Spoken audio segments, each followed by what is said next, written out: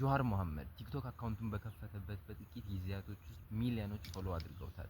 ሰሞኑን የትምህርት ሚኒስቴር የሆነው ረዳት ፕሮፌሰር ብርሃኑ ነጋ ወቸው ጉድ ላይ ቀርቦ ከ4 ሰዓት ያለፈ ፖድካስት አድርጓል።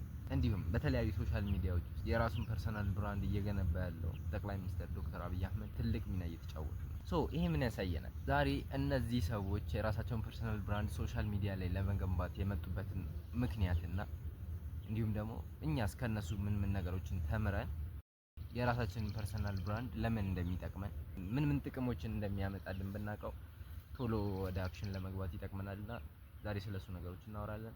አብራችን ቆዩ።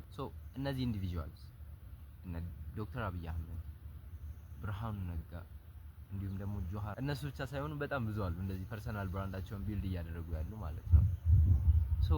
ምርጫ እየመጣ ነው። በቅርብ ወራቶች ናቸው የቀሩት። 2018 ምርጫ ይካሄድና ምርጫ የሚያካሄደው ሰው ምን ላይ ነው ያለው? ስልኩ ላይ። ከዚህ በፊት ከነዚህ ሰዎች ጋር ማለትም ከጠቅላይ ሚኒስትሩ ጋር ከትምህርት ሚኒስቴሩ ጋር በጥልቀት እንደዚህ ሰው አልተገናኘም ነበር። በሩቅ ነው የሚያውቃቸው። ምን ይስሩ ምን አይስሩ ዛሬ ዩቲዩብ ምናምን አያውቅም። ኢን ዴፕዝ እንደዛ ገብተው ፐርሰናል ብራንዳቸውን ቢሰሩ ሜቢ ከስራቸውም ከፖለቲክሱም አንፃር አይ ዶንት ቲንክ ከነሱ ጋር ይሄዳል ብዬ ግን ቢሰራ አሪፍ ነው የሚሆነው። ማለት ዛሬ ቀን ውሎ ብሎ ዶክተር አብይ አህመድ ቢውልና ቢያሳይ አስቡት ለልጅ ልጆቹ ምን ሊጥል እንደሚችል የጠቅላይ ሚኒስትሩ የቀን ውሎ ተብሎ ደግሞ ሲታይ ምን ያህል ሰውን ኢንስፓየር ሊያደርገው እንደሚችል ሜቢ እኔ እንደዛ አስባለሁ። ግን በዚህን ያህል ልክ እንኳን ባይመጣ ሀሳባቸውን ያሰፍራሉ፣ የሚሉትን የሚያደርጉትን ነገሮች ሁሉ ሶሻል ሚዲያ ላይ ያሳያሉ which ለህዝባቸው ማለት ነው። በዛ ደረጃ እየተሰራ ሲሆን የሚመርጠው ህዝብ ነው አይደለ? ማንን እንደሚመርጥ ያውቃል ማለት ነው። ህዝብ አጋጥሟችሁ አይቆም። አብዛኛውም ጊዜ የሆነ ሰውን ከሩቅ ጠልታችሁ ወይም ደግሞ ገና ስራውን ስታዩ ወይ ገና ለገና ሰውየውን ስታዩት ከኔ ጋር አይሄድም የሆነ በቃ የምትጠሉት አይነት ሰው የለም። ግን ደግሞ በቅርበት ቁጭ ብላችሁ ከሱ ጋር የሆነ ጊዜ ስታሳልፉ ያው ይሄማ ሌላ ሰው ነው ብላችሁ አስባችሁ አታውቁም። ሶሻል ሚዲያ ላይ መተን ግን ፐርሰናል የራሳችንን ሀሳብ፣ አይዲዮሎጂ፣ ኤኒቲንግ በምናሳይበት ጊዜ ከሩቅ ይጠሉን የነበሩ ሰዎች ማን እንደሆንን ሲያውቁ ይረዱናል። እና አሁን ፐርሰናል ብራንዳቸውን እየገነቡ ያሉ እነዚህ ትልልቅ ኦፊሻሊ የተለያዩ ፖዚሽን ላይ ያሉ ሰዎች መተው ራሳቸውን እንደዚህ ለሚዲያ ኤክስፖዝ ሲያደርጉ ፐርሰናል ብራንዱን ለገነባው ማንነቱና ምንነቱን ይናገራሉ። እዛ ጋር ደግሞ ኦዲየንሱ ደግሞ የቱ ይሆነኛል የሚለውን ደግሞ የመምረጥ አድቫንቴጅ ይኖረዋል ማለት ነው እንጂ ሳያውቅ ዝም ብሎ በገስ ወርክ አንደኛውን ብቻ እንትን ብሎ በጭፍን የማይሄድበት አጋጣሚዎች ይፈጠራሉ ወደፊት ማለት ነው። እነዚህ ነገሮች እየተበረታቱ ሲመጡ ፐርሰናል ብራንዳችን አለመገንባታችን እኛ ጋር እንደ ግለሰብ ምን ነገሮችን ያሳጣናል? ምን አይነት ጥቅምስ ይቀርብናል? የብዙ ሰው ጥያቄ ነው። ምን መሆን ነው የምትፈልገው?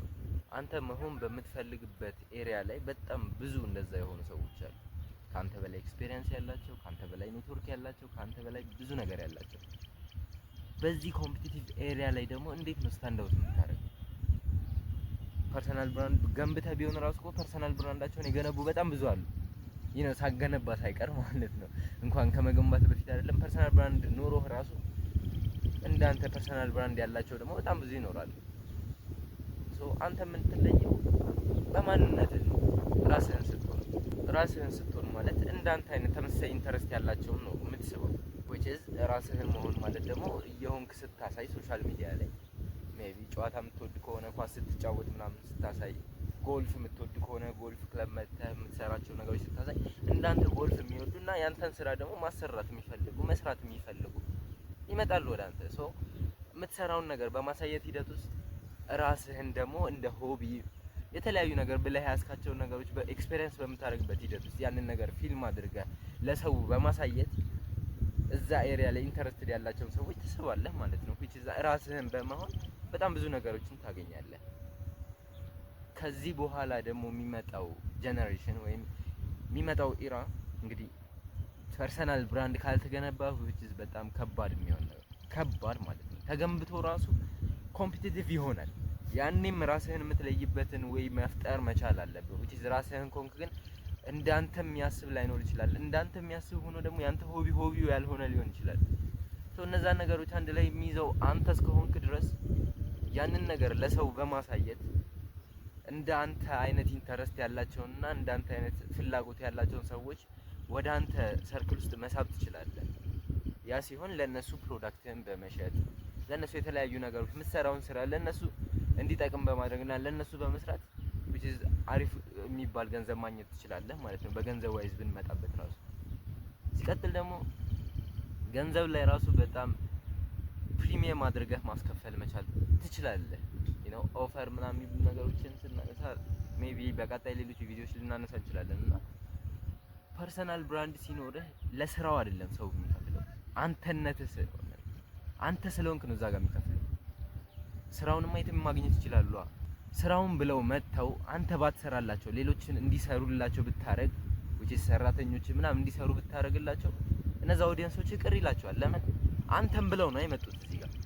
አንተ በራስህ አንተነትህ ቫልዩ አለው ማለት ነው። እንደዛ ሲሆን ኑሮ ወተወደደ አልተወደደም እዚህ ጋር ጉዳይ ላይሆን ይችላል። ገባህ አይደል? የምታተኩረው አንተም ራስህን በመሆንና የራስህን ነገር በማድረግ ነው። ከዛስ ከጥቅሙ መካከል አንዱ ደግሞ ህይወትህን ነው የምትኖረው። የራስህን ህይወት እየኖርክ ለሌሎችም ደግሞ እንደዚህ አይነት ፍላጎት ላላቸው ሰዎች ደግሞ ኢንስፓይሬሽን ትሆናለህ።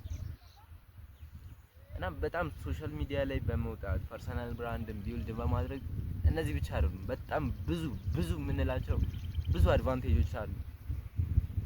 ጊዜው ሳይረፍድ ከወዲሁ ቢልድ ብናደርገው።